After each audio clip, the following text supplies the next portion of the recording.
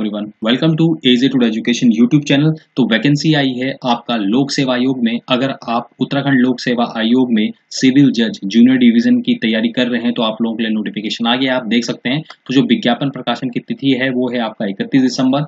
हम क्या करेंगे, इसमें क्या क्या क्वालिफिकेशन वगैरह मांगी है, इस सब के बारे में हम क्या करेंगे, डिस्कस करेंगे।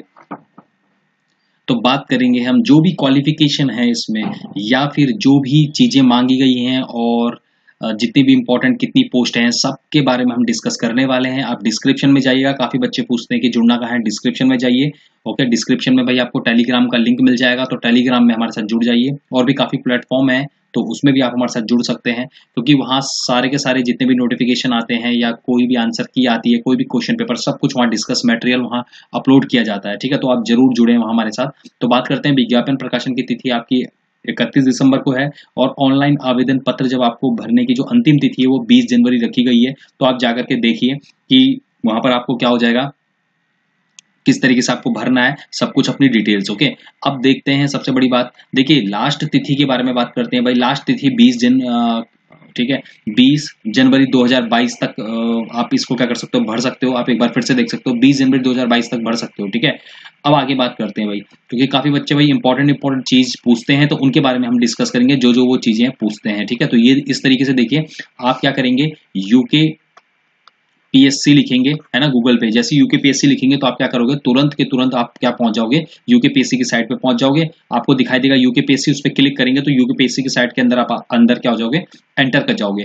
अब सबसे पहले बात करते हैं भाई, तो देखिए आप सभी जानते हैं भाई, ये जो सिविल जज की जो वैकेंसी आई है ये कितनी है, तो कुल संख्या है 13। ठीक है, अब ये समझ लीजिए 13 जिले हैं, 13 ही वही इसमें संख्या कुल आ रखी है। ठीक है, तो सिविल जज की कितनी आई है, 13 आई है। ठीक है, और देखिए लिखा भी अभी रिक्तियां बढ़ाई जा सकती हैं और घटाई जा सकती हैं, तो इस तरीके से ध्यान रखना। यहाँ पर जो बात करते हैं यूआर, ठीक है, जो अनरिजर्व रहते हैं तो उनकी 11 यहाँ पर वैकेंसी है। ठीक है, 11 है, उसमें से महिला को देखो 30% का आरक्षण मिलता है, तो उसमें 3 उनकी है। ठीक है, अनुसूचित जाति की देखो 8 है। ठीक है, मतलब जो आपके ठीक है एससी होते हैं उनकी उनकी कितनी 8 है। और अगर मैं यहाँ पर बात करूँ भाई एसटी की बात करूँ, ठीक है, अनुसूचित जनजाति की, तो 0 है उनके लिए, है ना। तो इसमें काफी वो होने वाला है। ठीक है, ओबीसी की 1 है, और आर्थिक रूप से कमजोर जो बोलते हैं, ईडब्ल्यूएस बोलते हैं, उनको क्या है, आपका 1 वैकेंसी है। ठीक है, तो टोटल आप लोगों ने देख ली होगी, 13 वैकेंसी के ऊपर ये है। अब यहाँ पर बात करते हैं, देखो सबसे पहले भाई पद का स्वरूप कौन सा है, ठीक है, किस तरीके से है, तो आप यहाँ पर देख सकते हो। ठीक है, अंशदायी पेंशन युक्त, है ना, समूह हॉकी, है ना। और यहाँ पर देखो, यहाँ पर लिखा भी है वेतनमान क्या है भाई, इस तरीके से वेतनमान दिया हुआ है। ठीक है, मूल वेतन के साथ भाई 30% जो अंतरिम राहत अनुमान्य है। ठीक है, अब बात करते हैं यहाँ पर शैक्षिक मतलब क्वालिफिकेशन होनी क्या चाहिए, तो देखो 2-3 चीज लिखा है। एक तो उस पर भाई वाला ज्ञान होना चाहिए, है ना, देवनागरी लिपि में हिंदी का ज्ञान होना चाहिए, कंप्यूटर संचालन का आधारभूत ज्ञान, उसे कंप्यूटर के बारे में पता होना चाहिए। उत्तराखंड में जो विधि द्वारा स्थापित इस निमित्त राज्यपाल द्वारा मान्य भारत के किसी विश्वविद्यालय से जो विधि स्नातक है ना, तो लॉ वगैरह होनी चाहिए भाई उसकी स्नातक, है ना, तो ये मांगा गया है। तो अब बात करते हैं भाई, फिर बच्चे पूछते हैं कि आयु कितनी, आयु जो आपको चेक करनी है, ध्यान से सुनिएगा, आयु जो चेक करनी है वो 1 जुलाई 2021 से आपको चेक करनी है। ठीक है ना भाई, न्यूनतम मतलब सबसे कम 22 होनी चाहिए और अधिकतम होनी चाहिए 36, अधिकतम होनी चाहिए 36। ठीक है, इस चीज का ध्यान रखना। 1 साल इन्होंने पहले ही बढ़ा दिया गया है, क्योंकि आप जानते हैं कोविड रहा उस चक्कर में, तो इस तरीके से इसको भर सकते हैं। ठीक है, और यहाँ पर देखो ये भी पढ़ सकते हो भैया आप, अधिकतम आयु की छूट है ना, देखो उसने अधिकतम आयु 36 वर्ष रखी गई है, तो इस चीज का ध्यान रखना है आपको। ठीक है, अब बात करते हैं आगे। बाकी ये सब तो भाई देखो हर फॉर्म में आता है कि इंडियन मतलब जो राष्ट्रीयता होनी चाहिए, है ना, भारत का नागरिक होना चाहिए, ये सब तो आएगा। और इंपॉर्टेंट पॉइंट्स देख लेते हैं जो बच्चे पूछते हैं। तो देखिए इंपॉर्टेंट पॉइंट है भाई, ये एग्जाम देखो कहाँ कहाँ कंडक्ट हो सकता है, ये सारी की सारी पूरी लिस्ट दी हुई है, और उसमें सिटी कोड दे रखा है। ठीक है, तो ये देखिए यहाँ सारी जगह क्या हो सकते हैं भाई आपके। ठीक है, एग्जाम होंगे तो ये इन सेंटर को आप भरिएगा। अब सबसे बड़ी बात करते हैं भाई, काफी बच्चे पूछते हैं कि इसमें होगा क्या क्या। तो देखो सबसे पहले इन्होंने रखा है क्या है, जो पूरी परीक्षा होगी सबसे पहले प्रारंभिक परीक्षा में वस्तुनिष्ठ प्रकार की होगी, वस्तुनिष्ठ मतलब ऑब्जेक्टिव टाइप होगा। ठीक है, और फिर इन्होंने क्या रखा है, जो हमारी प्री परीक्षा के बाद इन्होंने रखा है मुख्य जो हमारी लिखित परीक्षा होगी, उसके बाद देखो मौखिक परीक्षा जिसमें इंटरव्यू होता है वो लिया जाएगा। अब इसने बात करा है कि प्रारंभिक जो परीक्षा है जो प्री होगा, तो उसमें आपका क्या क्या होगा। देखो उसमें सबसे पहले देखो 150 अंक का होगा। अब ये देखो इसमें क्या करा हुआ है, 150 मार्क्स का भाई आपका प्री होगा, इस चीज का ध्यान रखना है।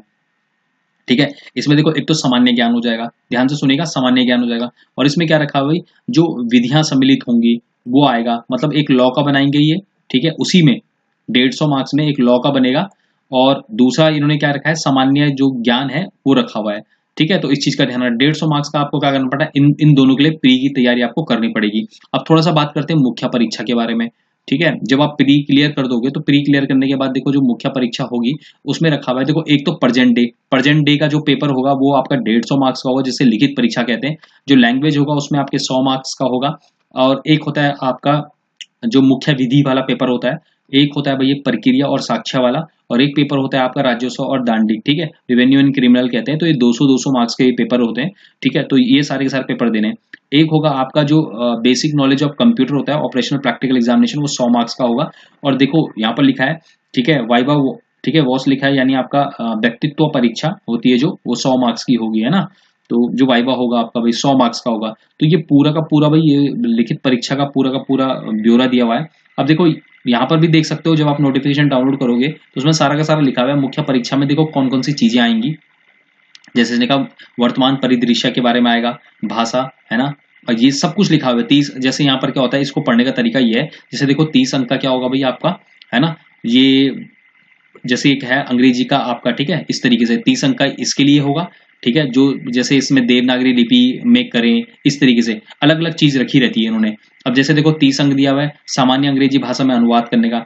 एक होता है प्रिसाइज राइटिंग, वो 40 अंक रखी हुई है, तो इस चीज का ध्यान रखना। वैसे ही क्या है, देखो इन्होंने और भी दिया हुआ है, सब कुछ दिया हुआ है, ठीक है। जैसे देखो क्या है, जो विधि प्रश्न पत्र है उसमें क्या क्या आपको रखना है, क्या क्या पढ़ना है आपको, विधि प्रश्न पत्र 2 में और विधि प्रश्न पत्र 3 में, इसमें क्या क्या पढ़ना है, सब कुछ सिलेबस इन्होंने दिया हुआ है।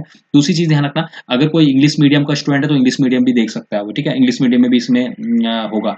अब दूसरी चीज ध्यान रखना, जैसे देखो कंप्यूटर जो नॉलेज होता है वही, वो सब कुछ रखा हुआ है। मिनिमम क्वालिफाइंग मार्क्स रखे हुए हैं इसमें 40, मतलब ये तो आपको वही क्वालिफाई करना ही करना है, ठीक है। और भी आप आगे देख सकते हो भाई वाइवा में क्या क्या चीज पूछेगा। देखो वाइवा में ज्यादातर क्या होता है, जो भी व्यक्तित्व परीक्षा होती है, मतलब इसमें क्या होता है, जो आपसे पर्सनल चीजें होती हैं, पर्सनल का मतलब क्या होता है, जो आपका टेस्ट से रिलेटेड रहती हैं उन चीजों का पूछा जाएगा।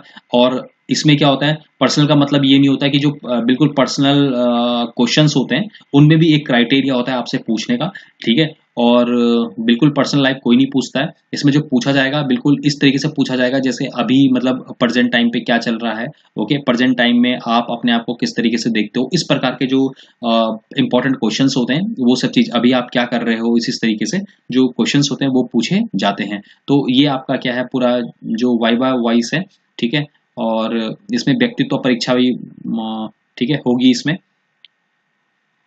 अब देखिए जैसे इंग्लिश में भी आ गया, ठीक है, एग्जामिनेशन में इनका जो प्लान है, तो अगर आपके इंग्लिश मीडियम से हो तो आप इंग्लिश मीडियम ये पूरा का पूरा सिलेबस देख सकते हो। काफी चीजें मैंने डिस्कस कर ली है। अगर आपको किसी भी और सवाल का जवाब चाहिए तो आप क्या कर सकते हैं, कमेंट बॉक्स में अपना कमेंट छोड़ सकते हैं, ओके, आपको रिप्लाई मिल जाएगा। Okay, thank you everyone for watching this video. इसी तरीके से बने रहिए एजुकेशन के साथ for more updates and more information. Thank you.